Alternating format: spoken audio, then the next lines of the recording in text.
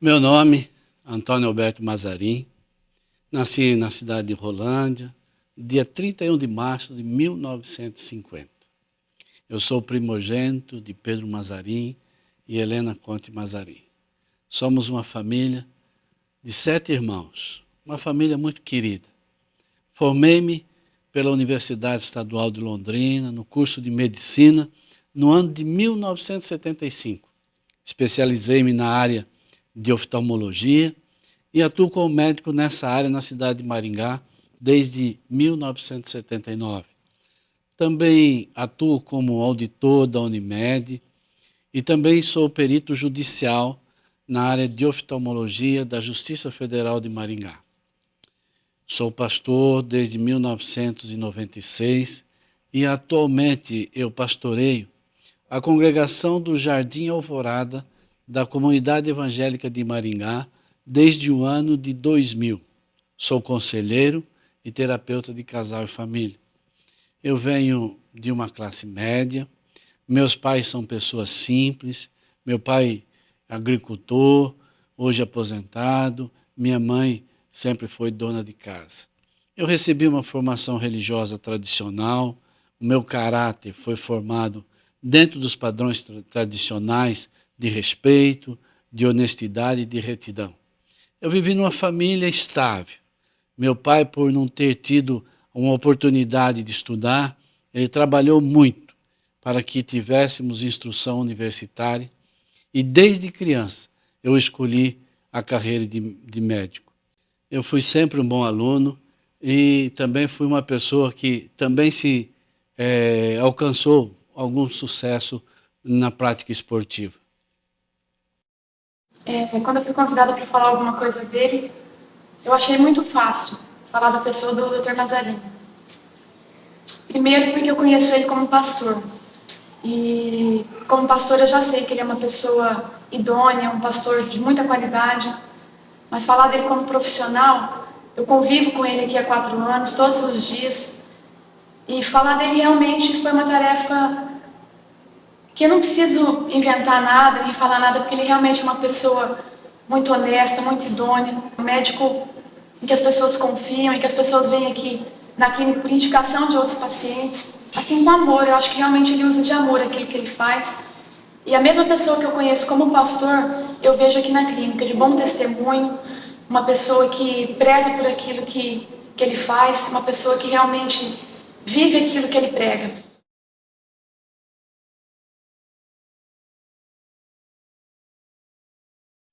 Quando eu nasci, a minha mãe teve um problema de hemorragia pós-parto. Ela quase morreu. Por esse fato, ela foi levada para alguns lugares que há pessoas que possuíam poderes mediúnicos e confessavam a doutrina da reencarnação. E desde pequeno eu fui a esses lugares com a minha mãe e com meu pai.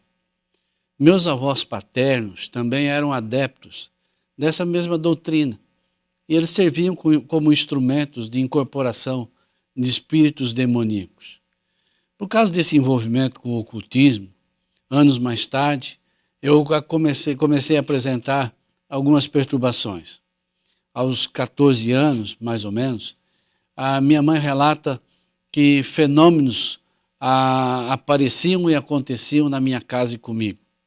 Quando eu saía de casa para me encontrar com meus amigos e tentava voltar para casa, a minha mãe conta que os portões começavam a bater, a casa começava a estalar. E por isso ela percebia que eu estava voltando.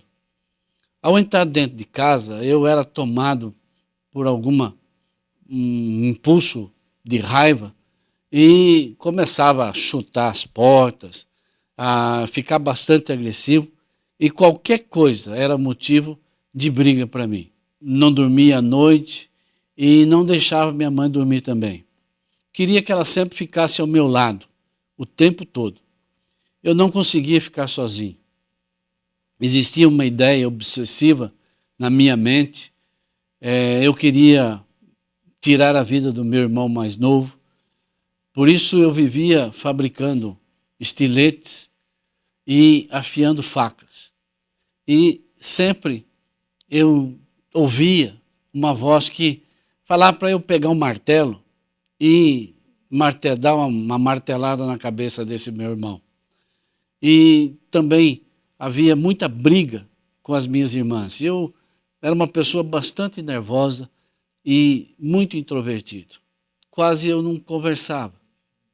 Eu permanecia sempre calado, como se estivesse dentro de uma concha. A minha mãe conta que por quase um ano eu causei essa preocupação. E por causa disso eu fui levado a muitos lugares para que eu pudesse ficar livre. Fui levado a alguns centros, a benzedores, alguns padres também me benzeram. Todos da minha família acreditavam que essas pessoas possuíam poderes milagrosos e mediúnicos que poderiam me deixar livre e que explicariam o que estava acontecendo comigo. Certa vez, me levaram para um padre velhinho numa cidade do estado de São Paulo e ele me disse que para que a minha mãe abrisse o meu travesseiro. E minha mãe, quando chegou em casa, fez isso. Encontrou uma quantidade de coisas estranhas dentro do travesseiro. O travesseiro era de paina e a minha mãe encontrou cabelo amarrado feito trança, encontrou pena de galinhas, tranças feitas com roupas velhas. Minha mãe conta também que, quando pequeno, minhas roupas sumiam do varal. Quando eu tinha as crises, eu subia em cima da casa e quando eu descia eu queria arrebentar com tudo o que havia dentro de casa.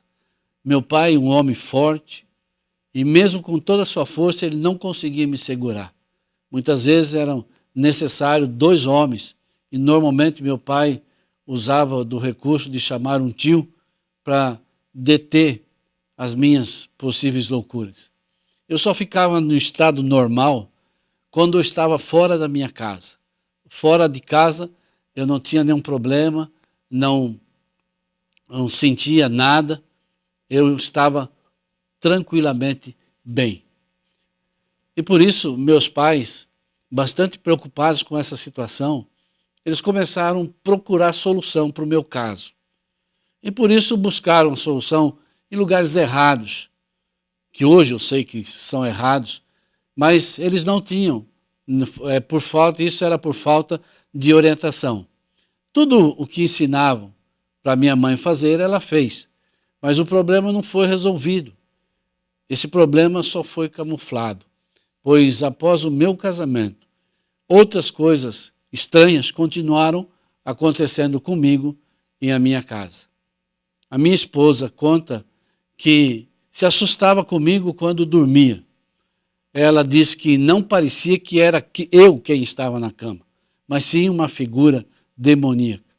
Nunca dormi sossegado, sempre eu dormia aos sobressaltos e muito perturbado. Tive o prazer de conhecer Mazarin em 1989, quando então eu retornava da especialização no Rio de Janeiro, onde fiz então oftalmologia lá. E chegando aqui, conheci o Mazarin numa clínica que ele era responsável e o Mazarin foi muito altruísta, dividindo os seus pacientes comigo, porque o início de carreira nunca é fácil. Nós também trabalhamos juntos no Hospital Santa Rita, onde ele também era plantonista e também dividia os seus plantões com a gente. A partir daí ficamos muito amigos, operamos por várias vezes juntos e também na parte social nos encontrávamos de vez em quando para jantares. E o que eu posso dizer do Mazarin é que é uma pessoa muito especial, uma pessoa muito dedicada, gosta muito dos seus pacientes, trata-os muito bem e trata também os seus amigos muito bem. Então nós temos um carinho, um apreço muito grande pelo Mazarin e desejamos ao Mazarin que ele seja muito feliz e que Deus continue dando a ele tantas bênçãos como ele já recebeu até o presente momento.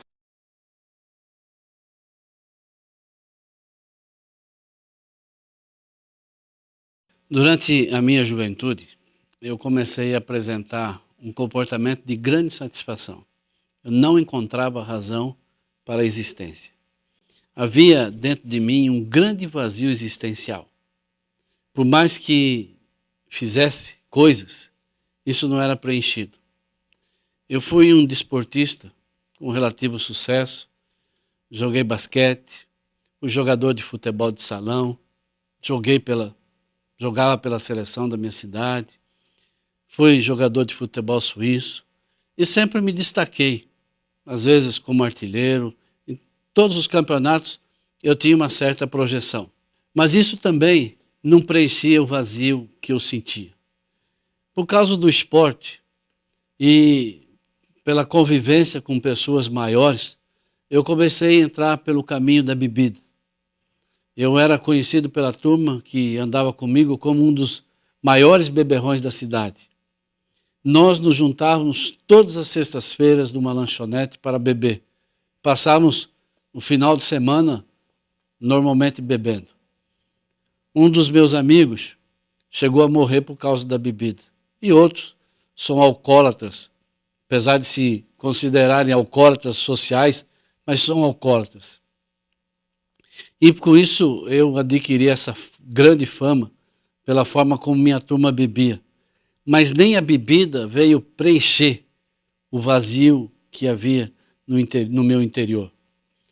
Já na faculdade de medicina, e mesmo até depois de formado, já um profissional, essa insatisfação me acompanhava. Eu não conseguia me sentir completo. A minha alma tinha um buraco. E por causa dos estudos eu me tornei uma pessoa cética. Não acreditava que existisse um Deus único, um Deus verdadeiro. O máximo que eu acreditava era numa força superior. Eu era envolvido com um grupo também cético e alguns amigos e amigas até defendiam bastante as teorias evolucionistas. Gostavam de músicas reacionárias e éramos adeptos e admiradores de pensadores teístas. Nós gastávamos nosso tempo conversando, bebendo, jogando baralho. Minha leitura preferida nesta época era Nietzsche, Dostoiévski e outros autores seculares, muitos deles ateus. Concordava com eles a respeito de Deus, pois para mim Deus estava morto. Era um mito para os fracos e ignorantes. Eu ignorava os seus ensinamentos e os seus princípios. Eu não acreditava que ele se importasse com a humanidade e que havia criado um homem. Achava que a teoria evolucionista era certa. Era desobediente, era uma pessoa rebelde e bastante orgulhoso, e não aceitava que Deus pudesse ser um ser relacional. A Bíblia nada mais era para mim do que um punhado de escritos feito por homens, portanto, não tinha valor. Eu ia à igreja por imposição da minha mãe, mas ficava na parte de trás e por isso era chamado de coluna da igreja, porque só estava ali de corpo presente, mas nunca prestando atenção daquilo que estava ocorrendo. Eu não sabia nada de Jesus Cristo, somente que ele havia estado aqui para uma missão e que havia morrido. Mas isso não tinha nada a ver comigo. Para mim, ele era um homem como tantos outros. Nunca acreditei na sua ressurreição. Nunca me interessei em saber a sua verdadeira história e doutrina. Não era totalmente alienado em relação a essas coisas. Essas coisas não tinham importância para mim. Eu só acreditava na ciência e em tudo que pudesse ser comprovado. Li toda a coleção dos pensadores e era naquilo que eu me baseava para viver a minha vida. Meus conceitos e princípios eram ditados por aqueles pensamentos que os autores expressavam. Só pensava em festas, amigos e jogatinas. Minha vida era vazia. Eu vivia para o meu prazer. Eu mandava no meu nariz. Eu fazia aquilo que me proporcionasse bem-estar no momento. Quando chegava em casa pelas madrugadas e colocava a cabeça no travesseiro, às vezes me batiam alguns pensamentos existenciais como: para que eu existo? Será que a vida é só isso mesmo? Eu tinha tanto medo da morte, mas não conseguia encontrar resposta para as minhas perguntas e insatisfações. A vida era sem sentido. Eu acordava, ia para a aula, voltava, dormia, e à noite eu saía para beber com os amigos, ou ir a lugares escusos.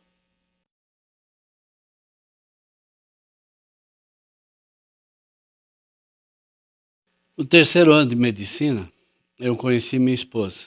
Começamos a namorar. Ela era de uma família evangélica e isso não fazia a menor diferença para mim. Namoramos 2 anos, nos casamos. E quando nos casamos, eu estava cursando o último ano de medicina. Logo após o meu casamento, na minha casa nova, algumas coisas sobrenaturais começaram a acontecer.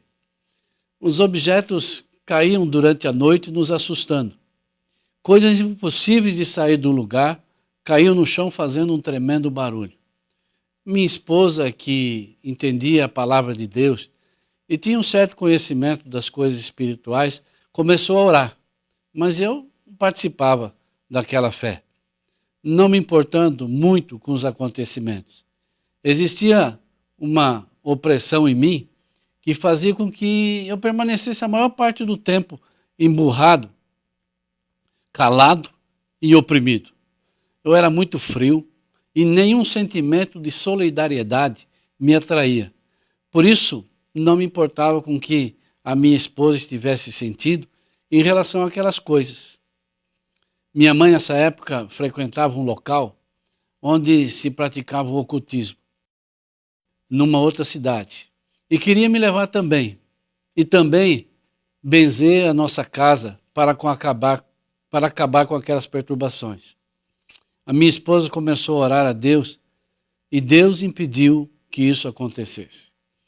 Eu tentava levar a minha vida da mesma forma, bebendo, fumando, jogando com os meus amigos. E uma vez um amigo me trouxe um presente, uma garrafa de aguardente.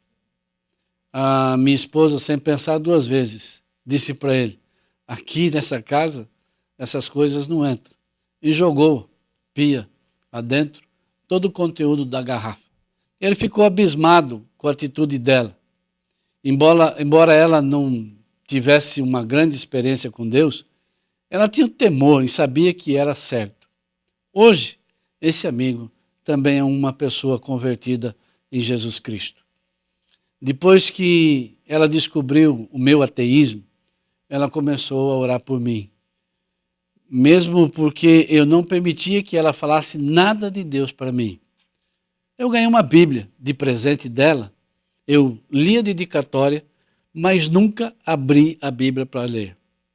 Eu comecei também a ficar aquele marido implicante com a esposa, por ela ir à igreja, arranjar motivos para brigar com ela quando ela voltava para casa depois do culto.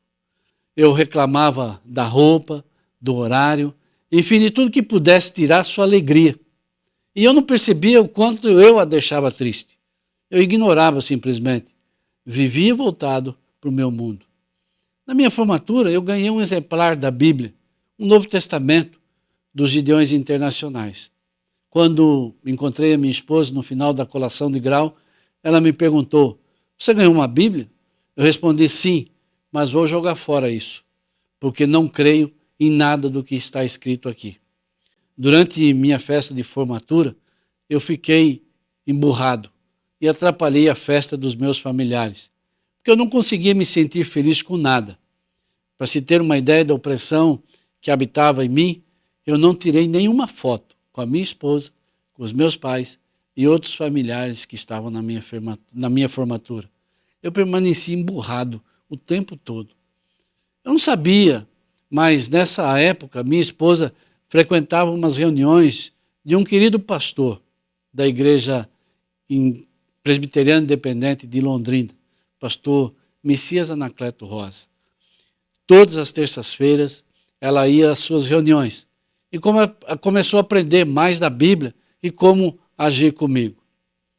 Minha esposa ficou grávida no 1º ano do nosso casamento e já nessas reuniões do pastor Messias, ela aprendeu a orar por meu filho. E ainda, com meu filho no seu ventre, ela lia para ele a palavra de Deus. Por ocasião da celebração de um culto de ações de graças na minha casa, pelo nascimento do meu filho, o pastor Messias e um outro pastor já falecido, o pastor Jonas, foram até lá para realizar o culto e chegaram por uma porta e eu saí pela outra. Não me importei nem um pouco de ser mal educado. Eu não queria me encontrar com aqueles pastores. Eu não tinha nada para falar com eles. Minha esposa, bastante envergonhada, deu uma desculpa e explicou que eu estava atrasado para o trabalho.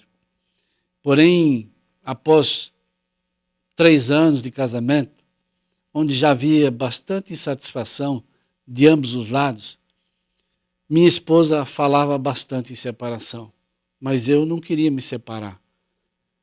Mas eu não conseguia mudar o meu comportamento e também não fazia nada para melhorar. Ela orava por mim para que Jesus me salvasse e fez um voto a Deus.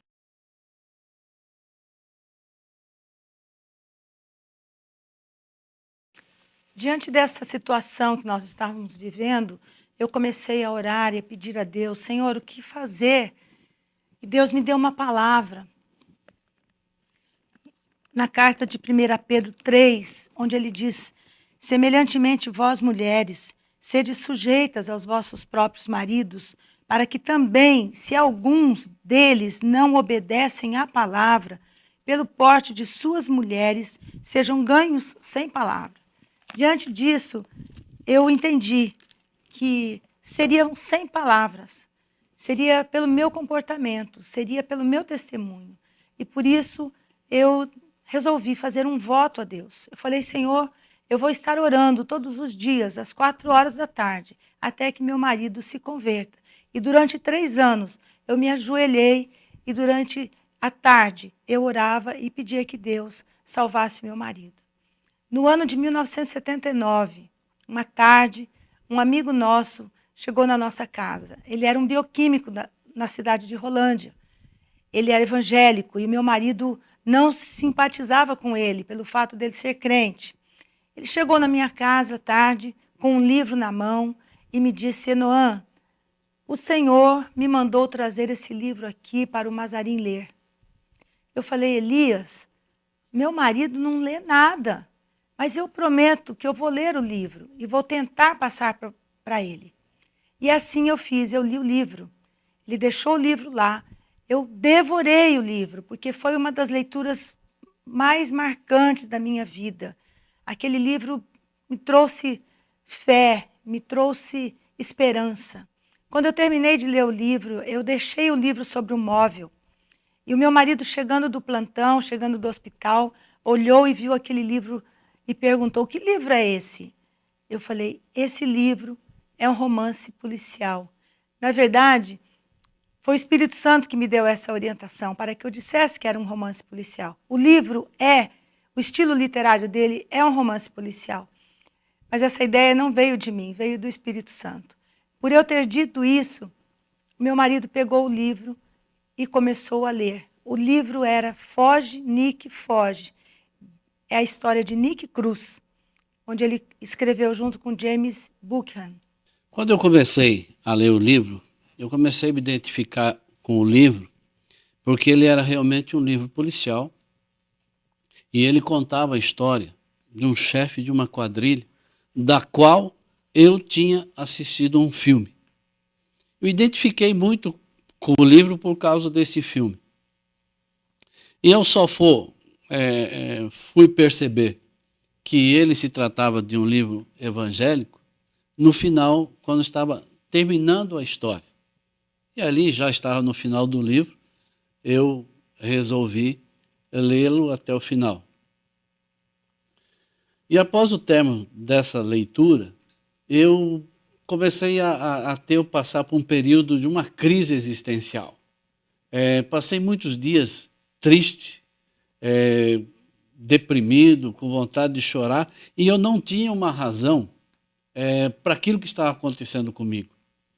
Eu chegava em casa, assim, deprimido, e comentei com a minha esposa o que estava sentindo.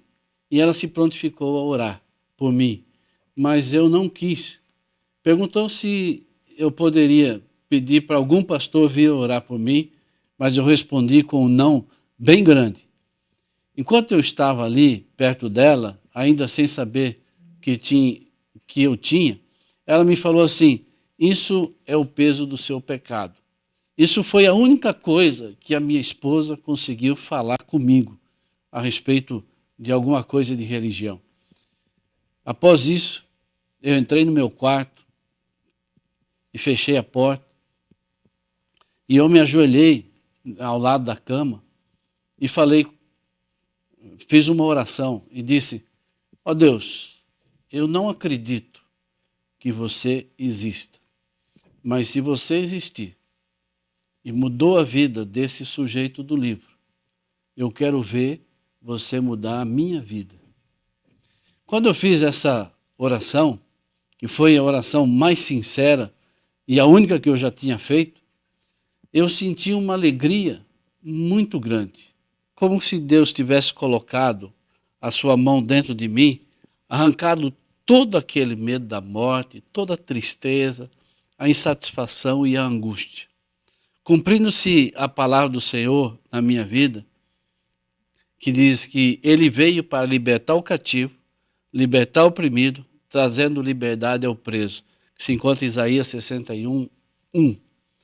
De repente, eu senti uma alegria imensa, algo que vinha de dentro de mim, que eu tinha uma vontade de sair correndo, pulando, gritando e contando para todo mundo aquela alegria, pois era algo assim indizível, transformando aquele momento num divisor de águas na minha vida.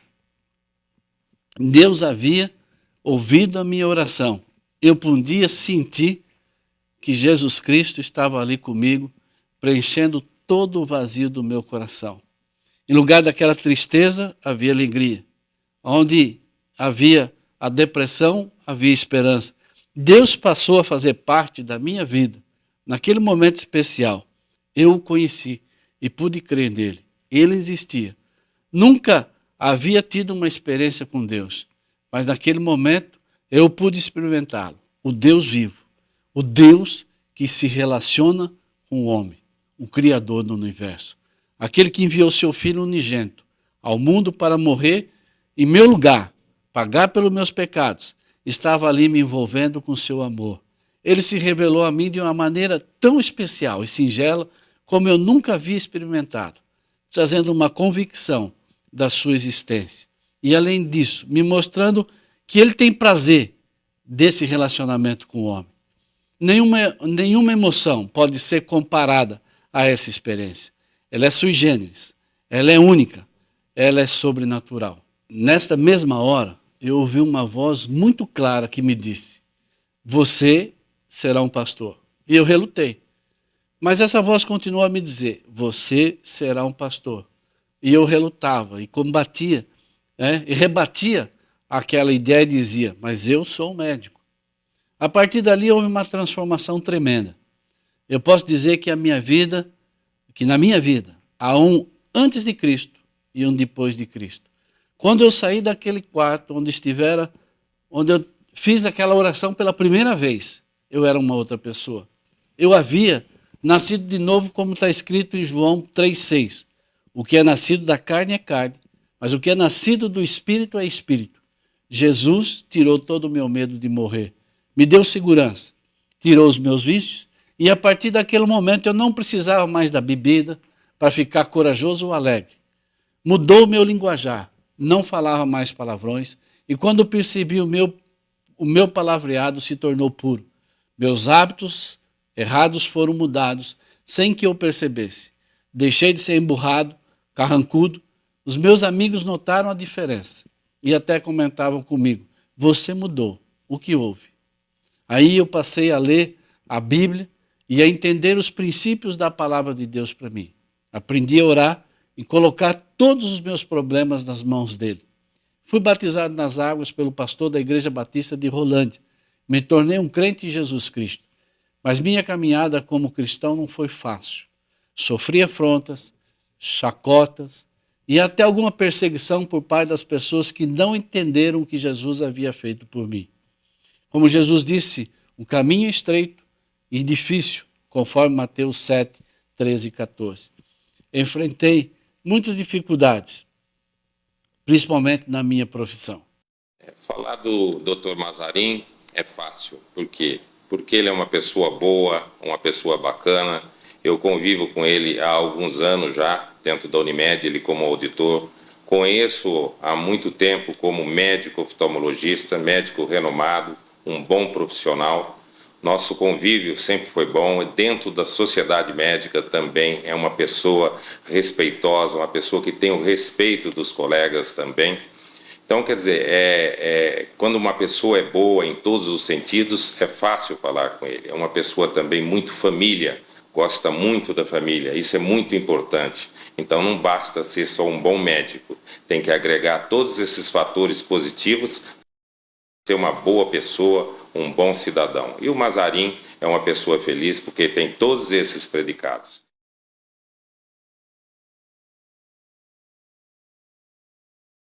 Comecei na minha profissão na cidade de Maringá em 1979. Fui trabalhar numa clínica de oftalmologia e permaneci lá por 11 anos. Nesse lugar aconteceu um fato pitoresco. Havia uma funcionária que era adepta do ocultismo e toda sexta-feira ela fazia uma defumação na clínica.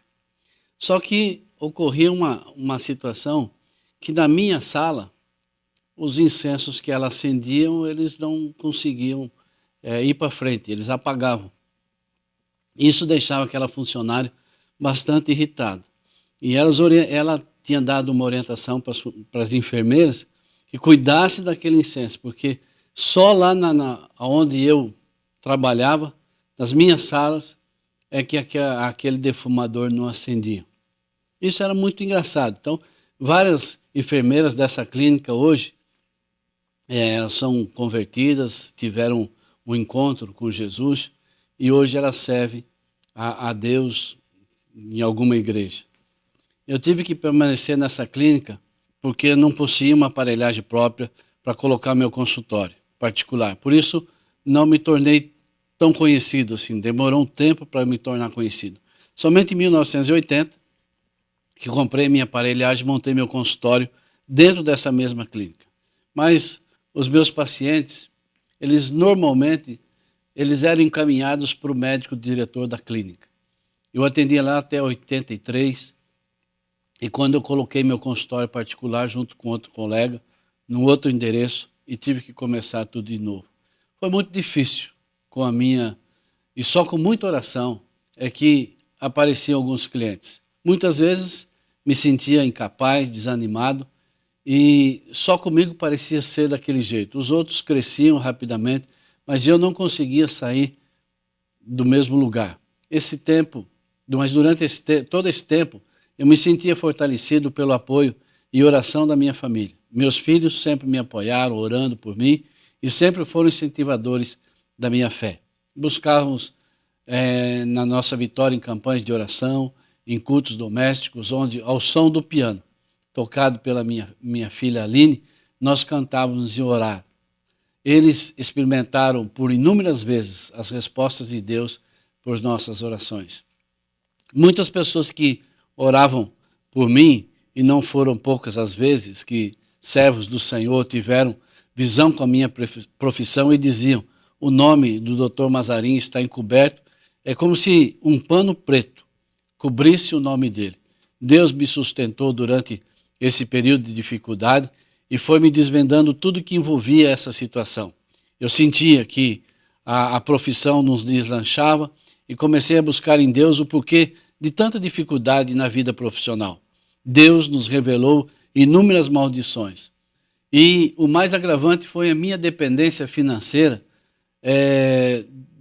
porque durante a faculdade, muito do dinheiro que eu usava para o meu sustento, eu ganhava com jogo de azar. Essa é uma parte muito interessante, porque eu desconhecia essa maldição. Por causa de uma situação com meu filho do meio, nós começamos uma campanha de oração por ele. Ele havia se tornado um menino, um certo ponto avarento, que questionava muito o porquê não se pode jogar em jogos de azar para se ter dinheiro. Tudo isso por causa da nossa situação financeira que nunca tinha sido boa. E orando por ele durante 7 dias e ungido com óleo, Deus revelou numa visão à minha esposa uma maldição de jogo de azar na vida dele. Nós começamos a orar pelo nosso filho em uma campanha de oração de 7 dias e ungindo com óleo, porque o Senhor revelou essa palavra para mim. Eu estava orando por ele durante uma tarde e o Senhor me falou jogo e disse para nós orarmos com ele 7 dias, ungindo com óleo, repreendendo alguns espíritos malignos que podiam estar atormentando a sua vida.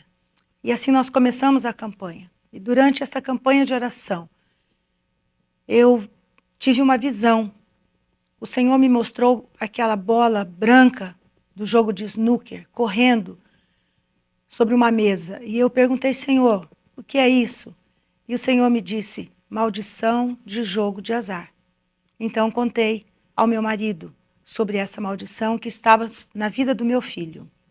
Após ela contar a visão, eu comecei a orar pela vida do meu filho e desfazer aquela maldição sobre ele. Mas Deus tornou a falar com a minha esposa que eu não havia quebrado essa maldição nem na minha vida. O fato de eu jogar baralho todas as sextas-feiras a dinheiro e usar esse recurso praticamente para estudar, Satanás prendeu no mundo espiritual a minha profissão. Era como se ele dissesse, você agora é de Jesus, mas estudou com dinheiro de jogo. Você usou os meus recursos para estudar. Ele fazia disso um trunfo para me prejudicar. Ele tinha uma carta na manga contra mim. Como ele não podia tocar mais na minha vida espiritual, ele tocou na minha vida profissional, para que eu desistisse de seguir a Jesus. Satanás segurou quanto pôde esse trunfo até que foi desvendado. E isso durou muitos anos. Como diz a palavra de Deus em 1 Coríntios 4, 5, portanto, nada julgueis antes do tempo, até que venha o Senhor, o qual não só trará à luz as coisas ocultas das trevas. A minha vida financeira foi tão apertada e eu vivia endividado. Sofri muito com a escassez e por muitas vezes eu murmurava e vivia ansioso, porque não se resolvia aquela situação. Cheguei muitas vezes a desespero e não encontrando saída. Dentre as maldições na minha vida, existia uma que Deus revelou à minha esposa e ao meu filho do meio, o Aloísio.